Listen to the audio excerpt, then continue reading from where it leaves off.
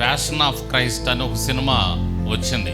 యేసు క్రీస్తు వారు ఏ విధంగా శ్రమలు పడ్డారని ఒక సినిమా తీశారు. మెల్ గిబ్సన్ అనేటటువంటి ఆయన డైరెక్టర్. అందులో జిమ్ కవేజల్ అనేటటువంటి ఆయన యేసుక్రీస్తుగా నటించాడు. చాలా బాగా ఉంటుంది ఆ సినిమా. ఎటువంటి వాడికైనా సరే, ఎంతటి కఠిన హృదయుడికైనా సరే హృదయం కరిగిపోతుంది ఆ సినిమా చూస్తే. Passion of Christ. ఆ సమయంలో ఆ హీరో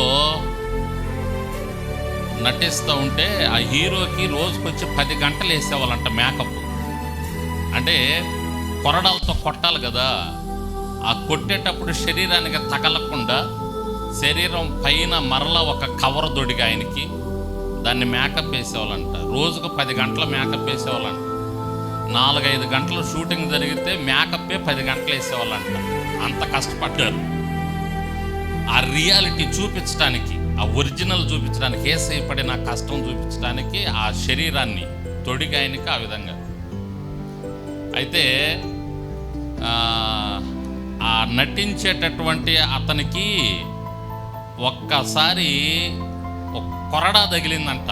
అది మరి ఆ ప్రాంతంలో ఎందుకు తగిలిందో ఏమో, మరి మేకప్ వేసేవాళ్ళు ఆ ప్రాంతంలో కాస్త మరి చేయలేదో ఏమో, మొత్తానికి ఆ కొరడ లోపలికి వెళ్ళిపోయి జస్ట్ ఒక 4-5 అంగుళాల వరకు చీలిందంట లోపల. చీలితే ఆయన 3 నెలలు బెడ్ మీద ఉన్నాడంట. దేవునికి స్తోత్రం. ఎన్ని నెలలు? అది ఆ చిన్న దెబ్బకి 3 నెలలు బెడ్ మీద ఉన్నాడంట.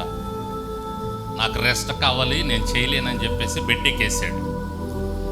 ఆ బెడ్ ఎక్కినప్పుడు, ఆ బెడ్ మీద ఉన్నప్పుడు ఆలోచన చేశాడంట, మరి నాకు ఇంత చిన్న దెబ్బ తగిలితేనే నేను బెడ్ మీద ఇన్ని నెలలు ఉన్నాను, అసలు ఆ మహానుభావుడు అన్ని దెబ్బలు ఎట్ట భరించాడు?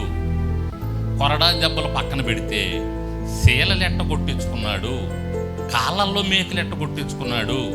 అసలు ఇది మామూలు విషయం కాదు. నిజంగా యేసు క్రీస్తు నిజంగా గొప్ప దేవుడు, పడరాని పాటలు పడ్డాడు అని అతను గ్రహించి, ఆ హీరో గ్రహించి, జిమ్ క్యావిజల్ ఆయన పేరు, వెంటనే మారు మనసు పొంది బాప్తిజం తీసుకున్నాడంట.